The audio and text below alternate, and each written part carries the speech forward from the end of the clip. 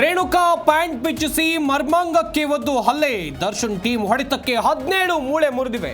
ಅಟ್ಟಹಾಸ ಬಿಚ್ಚಿಟ್ಟ spp Prasannakumar.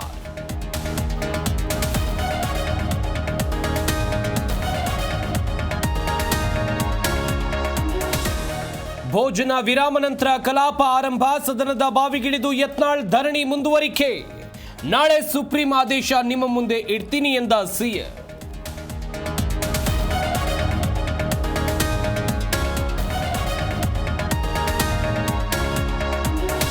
ಎಲ್ಲ ಕಾಂಗ್ರೆಸ್ ಕಡೆ ಇದೆ. ಕಾಂಗ್ರೆಸ್ ಅನುದಾನ ಕೊಡ್ತಾ ಇದ್ದಾರೆ, ಹೋಗ್ತೇನೆ ಎಂದ ಸೋಮಶೇಖರ್.